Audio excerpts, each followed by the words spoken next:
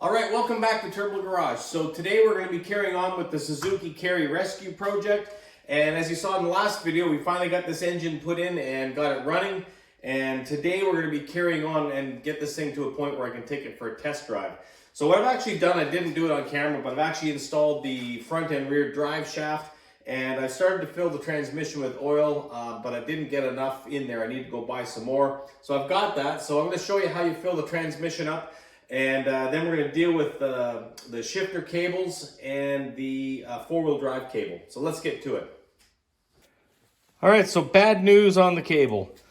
I was able to spin one end of the cable and the other end would spin. So I thought, you know what, I'll put a drill on it and just try to work it loose spinning it. Well, the cable snapped. So, and then I pounded this end in afterwards, tried to pull it out, snapped the clevis off. Yeah, the cable's toast. So unfortunately, these are not cheap. They're about $250 US, which is insane, but that's what it's going to cost to get a new one. All right, the next thing I got to do is deal with these shifter cables. I need to make some bushings for these because the prices to buy some little rubber things that go in there, it's just crazy. So I'm just going to make my own on my lathe and see how it works. All right, so I pulled the shifter mechanism out of the little truck here, and you can see here, this pin, there you can see it very well.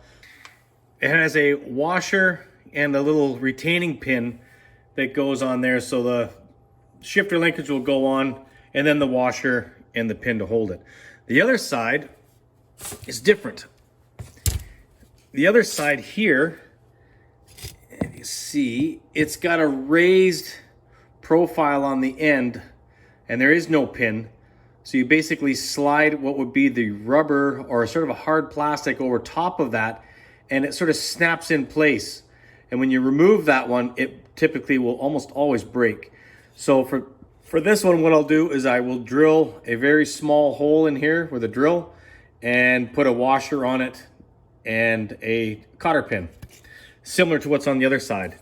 So what I've got to do is I'm going to make a bushing that'll go on here with a washer face for this one. This is basically what it's going to be. I haven't dimensioned it yet. I've got to finish measuring, and I'll make that part on the lathe, and that should do it. It's pretty simple, really. All right, so I got a chunk of brass here. I'm going to start machining this. Let's take the ring off. No jewelry on a lathe. And I'll get my safety glasses.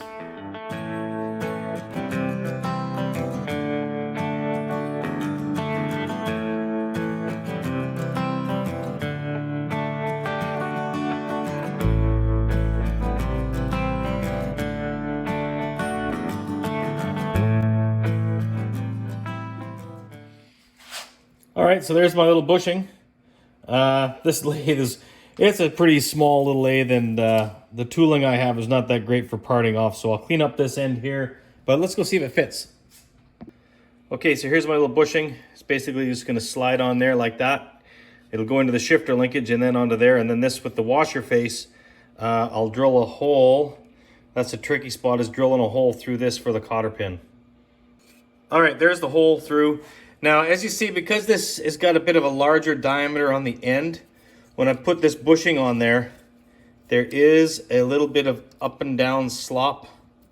There's nothing you can do about that. I mean, unless you were to grind all this sort of head off of this, it's not worth it. The other one, however, because it is a straight one, that one, the hole will be a little bit smaller in the bushing, and it'll be a nice fit.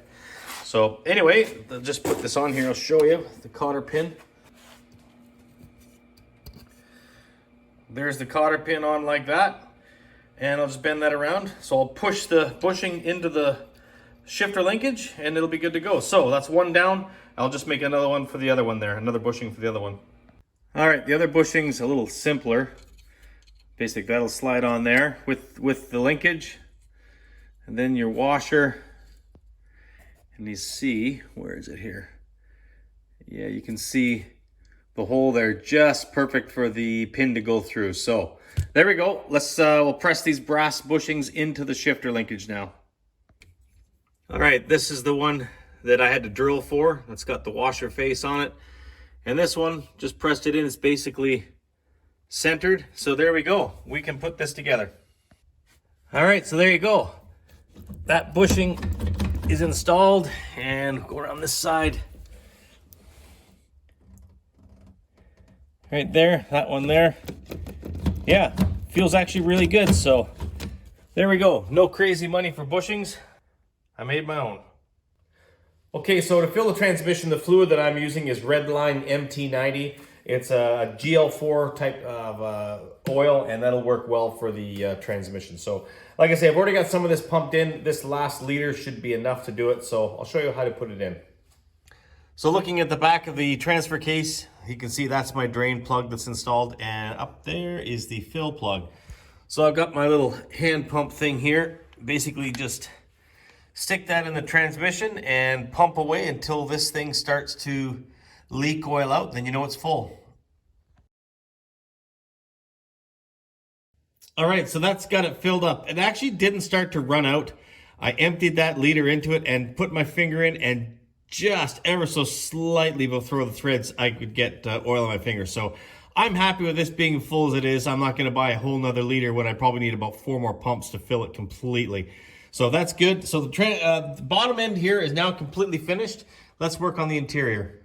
All right, so I got the seats back in. Obviously, yes, I have to take this one out again, and I'm gonna get this repaired. And I do have to do a good clean of this thing, but I do wanna take it for a test drive. So I got the shifter all installed. The 4-wheel drive one is not, because I gotta get that new cable, which should be here in about 3 days. But you'll see I've got the horn button off because the horn doesn't work. And there's an interesting horn in this thing, I'll show you. So under the hood, the previous owner disconnected the factory horn, which I'm actually not too sure where it is, but they put in an aftermarket big air horn with a pump right there. So I got to find out why this horn doesn't work. This does not look very good. That pump may be seized, but I'm going to see if I can get this air horn working.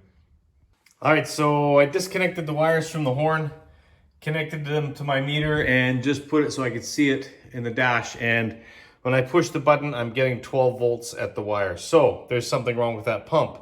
Now to get this pump, they put a bracket right there, and I think I'll just have to pull the 3 screws from the top of the bumper, pull that back, and I can get at that bolt.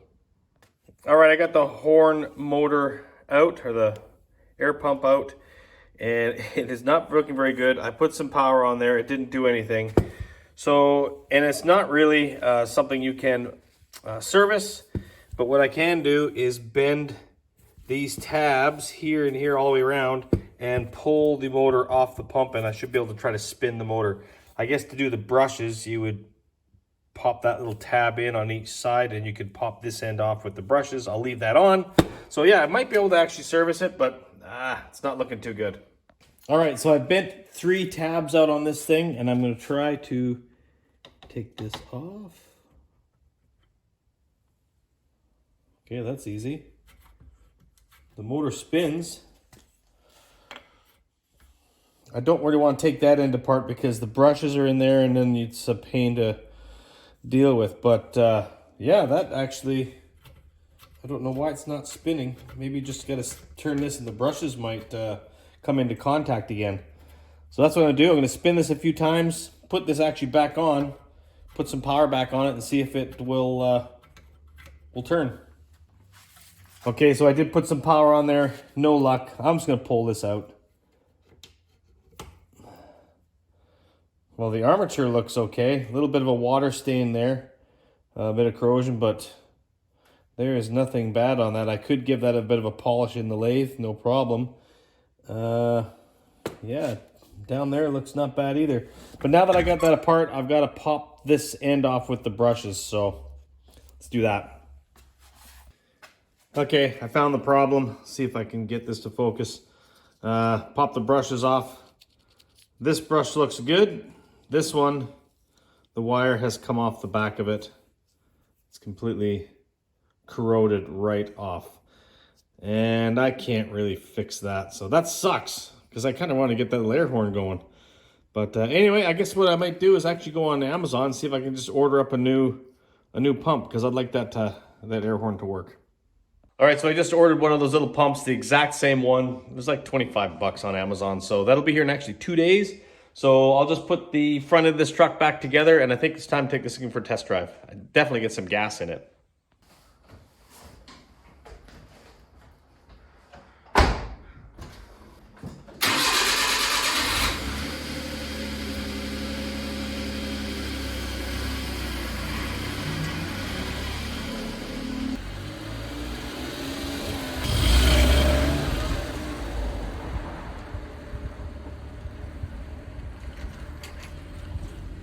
All right, let's see how this does.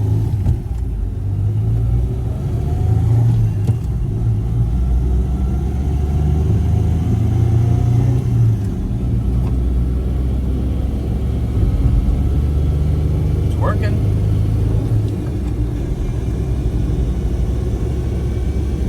Transmission feels good. Bearings aren't noisy or anything. Let's go get some gas.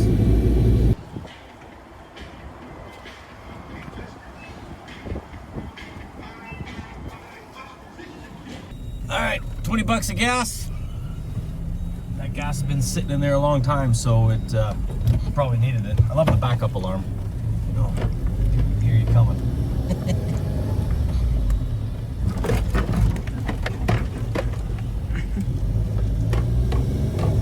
Okay, let's see what this thing's got.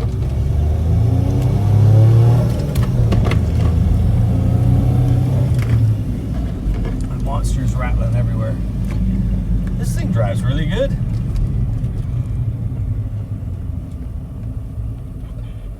Brakes are a little rough feeling because they're all rusty, so I got to get some good speed going and hammer on the brakes. Wear that rust off.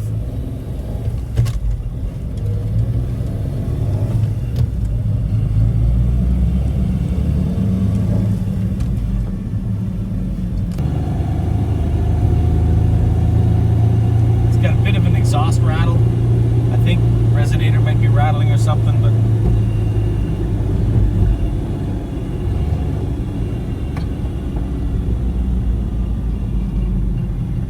there we go. First good test drive. Aces. All right, so there you go. That thing is running great. So I brought it back to the house, got some fresh gas in it, and now I'm going to give the thing a much needed wash. It hasn't been washed in who knows how long. So yeah, I'm gonna give that thing a good wash right now, and I think that's probably where we're gonna end it.